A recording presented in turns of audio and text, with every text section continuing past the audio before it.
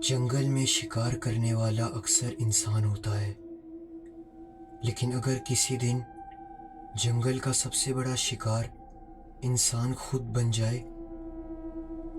تو وہ جنگل صرف جنگلی نہیں، قاتل گاہ بن جاتا ہے۔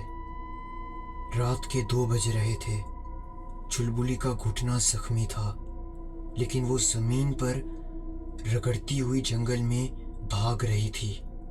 جنگلی جانوروں کی آوازیں، پورے جنگل میں دھند ہی دھند، اور چلبلی جیسے اپنی موت سے دور بھاگ رہی ہو۔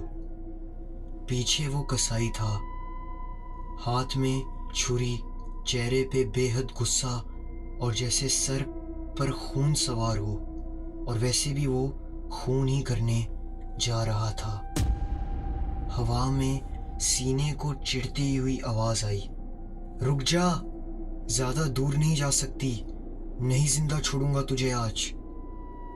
جنگل کا ہر پیڑ اسے دیکھ رہا تھا۔ اس کی سانسیں پھولی ہوئی تھیں، آنکھوں سے آنسو اور پسینہ دونوں بہہ رہے تھے۔ چلبلی پھر ایک پتھر پر پھسل کر گری اور اس کا موبائل ہاتھ سے چھوٹ گیا۔ چلبلی کے پاس اب موقع تھا کہ وہ وہاں سے اپنی جان بچا کر بھاگ جائے، لیکن وہ موبائل دور گیا تھا، اور اسی موبائل میں کسائی کو بے نقاب کرنے کا ثبوت تھا، یعنی وہ ویڈیو جو چلبلی نے بنائی تھی کسائی کو اس چڑیل سے بات کرتے ہوئے۔ چلبلی اب وہاں سے بھاگنے کے بجائے اپنا موبائل لینے کی کوشش کرتی ہے۔ موبائل کے پاس ایسے پہلے چلبلی پہنچتی اس سے پہلے کسائی پہنچ گیا تھا۔ وہ رکا، جھکا اور موبائل اٹھایا۔ یہ کیا ہے؟ ویڈیو، اس نے کہا۔ چلبلی نے بنا سوچے سمجھے اس کی طرف چھلانگ ماری اور اپنا موبائل چھیننے لگی، لیکن کسائی زیادہ اس پر بھاری پڑا۔ اس نے چلبلی کو زوردار چماٹ مارا۔ اب وہ پکڑی گئی تھی۔ وہ چیختی ہے، چھوڑو مجھے، جانے دو ظالم انسان، لیکن کسائی کا چہرہ اب انسان کا نہیں، ایک جانور کا تھا۔ تجھے تو سب کچھ پتا چل گیا نا، تو مجھے بے نقاب کرنا چاہتی تھی۔ اب تو بھی مرغی بنے گی یا تو چڑیل کا شکار۔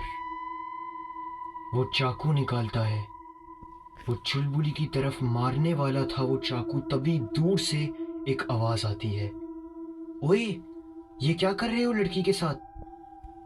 وہاں گاؤں کا ایک چوکیدار آیا تھا، جس کے ساتھ چند لوگ اور بھی تھے۔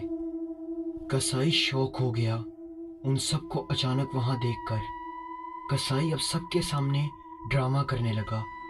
وہ چیخ چیخ کے کہنے لگا، گاؤں والوں سنو، یہ لڑکی چڑیل ہے، سب بچوں کو یہ لے گئی ہے، مجھے مارنے لگی تھی، اپنی بہن کو بھی کھا گئی، اور تم سب کو بیوقوف بنا رہی ہے۔ یہ اس چڑیل کے ساتھ ملی ہوئی ہے، یہ اس چڑیل کی ساتھی ہے۔ پورا گاؤں جاگ اٹھتا ہے، ہر طرف شور مچ جاتا ہے۔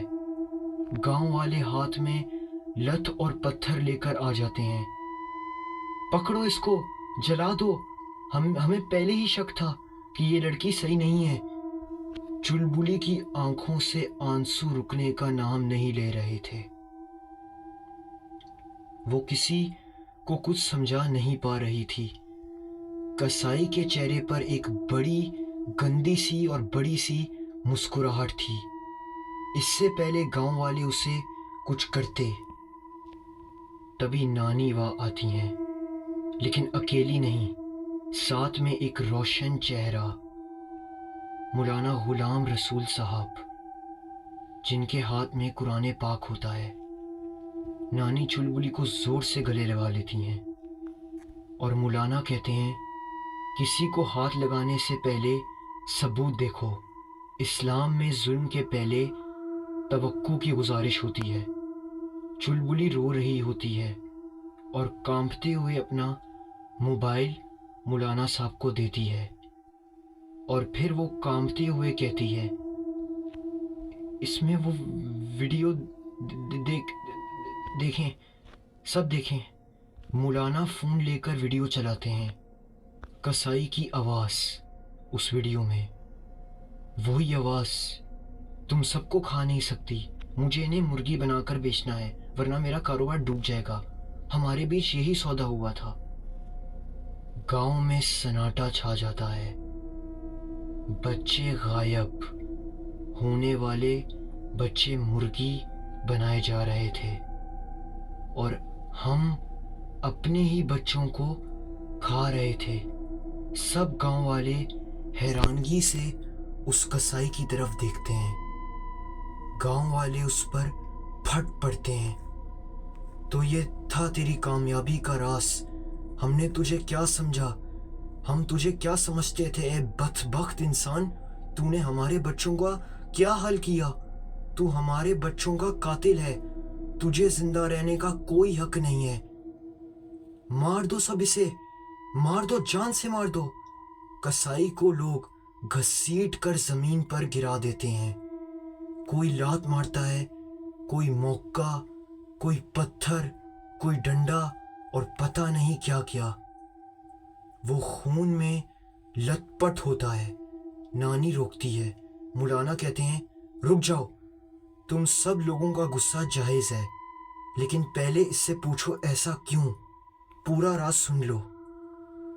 کسائی بولتا ہے ٹوٹے ہوئے سانس کے ساتھ، وہ چڑیل صرف ایک بچہ نہیں، ساری روحیں لے جاتی ہے۔ اب سارے بچے زندہ نہیں ہوں گے کیونکہ کچھ تو تم لوگوں نے کھا لیے اور کچھ اس چڑیل نے مار کر کھا لیے۔ یہ بات سن کر گاؤں والے اس پر لوہے کی ڈنڈوں کی بارش کر دیتے ہیں، لیکن مولانا صاحب پھر روکتے ہیں اور پوچھتے ہیں اس دنیا سے جانے سے پہلے کوئی نیکی کر جا، کیا پتا آخرت میں اللہ تجھے معاف کر دے۔ وہ کسائی کو کہتے ہیں، کسائی اپنی آخری سانسوں میں کہتا ہے میں غریب تھا، مجھے کہا گیا تھا اگر میں بچے دوں گا تو وہ مرغی بنا کر مجھے دے گی، مجھے پیسے ملتے تھے، میرا کاروبار صحیح جا رہا تھا، میں بس بہک گیا تھا، میری وجہ سے کہیں معصوموں کی جانیں جا چکی ہیں۔